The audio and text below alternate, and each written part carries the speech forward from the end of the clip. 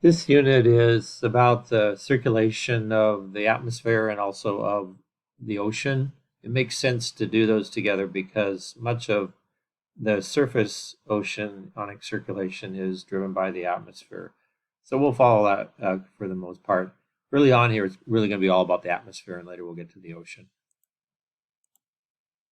So air pressure is just the weight of a column of air at a location. It decreases with altitude then as there is less weight of the air above. So if you go up to a mountain top and you measure the atmospheric pressure there, you'll see that it's less than it is down in a valley. How do we know these kind of things? We use barometers to measure that. And the simplest one probably to kind of think about is the mercury dish barometer on the right there. And what happens is you have a vacuum tube and you stick the empty or the open end of it down into the mercury. So the mercury is free to rise up the tube. And then the amount of atmospheric pressure that we measure in inches of mercury is a pretty accurate measure then of the overall atmospheric pressure. And there are other units as well, but typically we use millibars in the metric system, and that's mostly what our maps here will show, the few that we would actually show you of atmospheric pressure where they're labeled in units. There are other ways of doing it as well, with different kinds of instruments you can see on the left. But the concept is the atmosphere presses down on that mercury dish and pushes it up the glass tube. So what causes air to move? The key forces are just a few that are the most important. The pressure gradient is one. The word gradient just means difference from one place to another. So a pressure gradient from, say, Portland to Hood River, the larger the pressure difference, then we would say the larger the pressure gradient is from one place to another.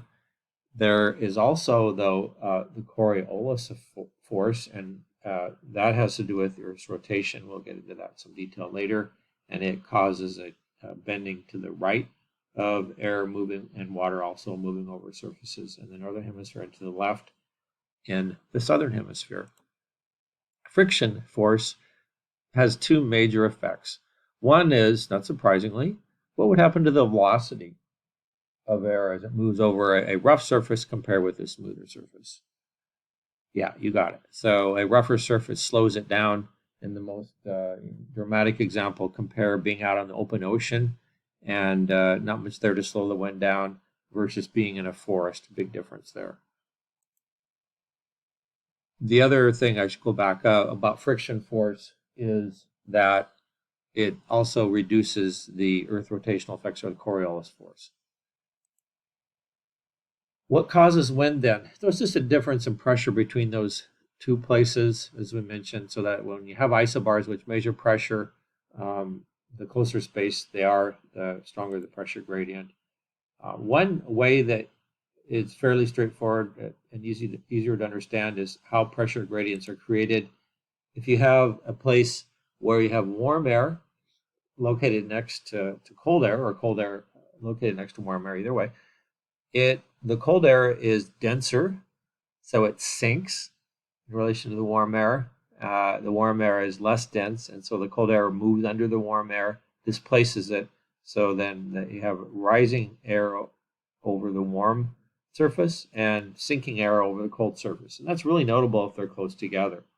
If you're at a beach, for example, and it's summertime and you have a cold ocean or lake nearby, you get little sea breezes formed, or even significant sea breezes formed during the day, and it's the air moves from being over the cold water surface to the warmer air surface, say during the summertime.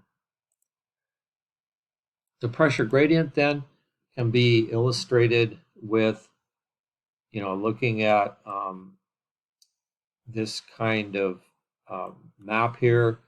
The simplest diagram above shows that where you've got tight pressure gradients, in other words, where the lines are close together, so you go from here to here to here, those are 4 and then 8 millibars of difference. they're pretty close together. So the size length of those arrows there suggests a strong pressure gradient, strong wind. The flip side is where we have only a 400ths gradient over a very long distance, as we see in this area here. The air moves from the high pressure to the low pressure, not as strong because they're farther apart. So that would be a smaller or lighter pressure gradient. And you might notice also the general transition from high to low pressure. When you see, anytime you see H, that means high, L means low, and you can see that on the map, or the maps here as well. So there is a pressure gradient on this map from here to here, and we would anticipate that there's some movement of air overall from the high to the low, although you can see it's a little bit messy as well. And what's more notable is this kind of circulation around the highs and lows, like this, for example, these directions, something we'll get to later on.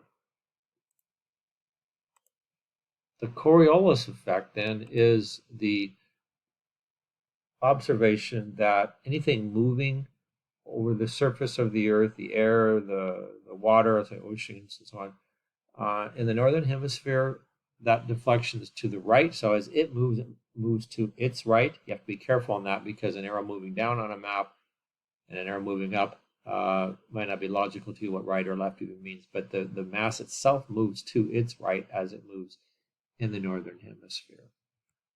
And so this little YouTube video can illustrate that to us a little bit.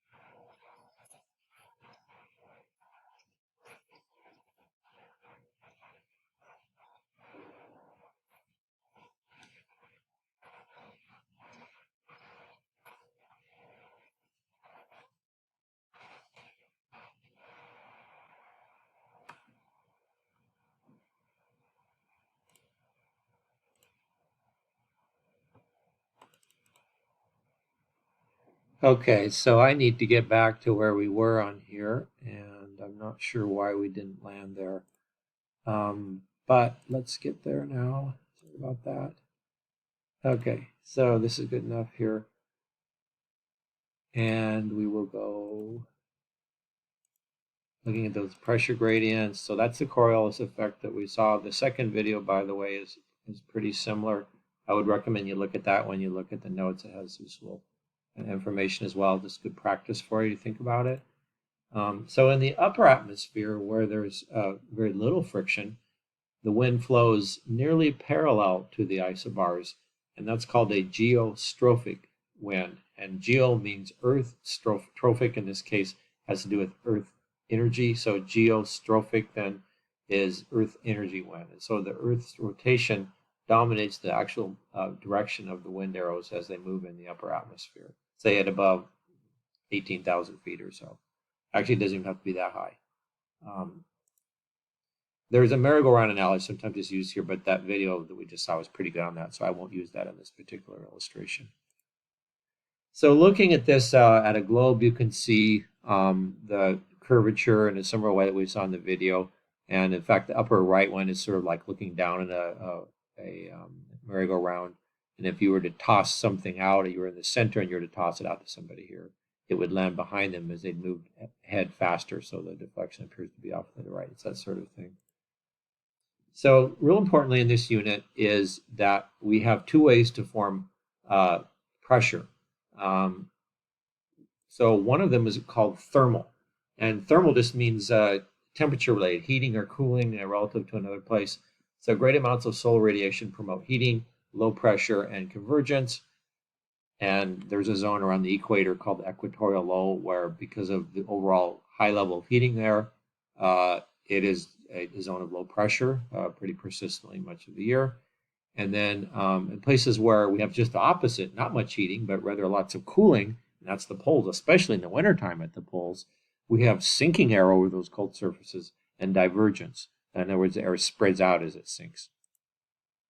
We also have dynamically induced pressure cells. And as we'll find out later when we draw some maps, don't worry, we're getting a lot of terms here in places, these locations, subtropical and subpolar. We'll look at those in some detail later. So don't worry about that for now. But just remember that there are thermally induced ones. It's about either being really hot places or really cold places. So it's either the tropics, particularly the equator region, or the poles for very cold or very hot. And then the dynamic ones results in movement of air away from certain zones and into others, not directly driven by those thermal differences, but rather, we'll see later, sinking air, for example, over the subtropical highs. And that animation just died. I just checked that. I don't know if Hunter College, whether they're not meeting or their server's down, but I've used that illustration for years. So I will find you some other alternatives. Maybe it'll come back up later. But don't get frustrated if it doesn't work. You don't have to know it if you can't get it to work. Okay. So this is a model we're eventually going to develop, and I'm going to be putting together, it may or may not be worth 15 points, but I want you to at least have some sense of how it works. And what I'm going to do is do one of those kind of Khan Academy style lecture videos to create that diagram. And then we'll also have some YouTube stuff for you to look at to understand that. So that's all in the works here. So you'll want to look at those as those get posted. Thank you.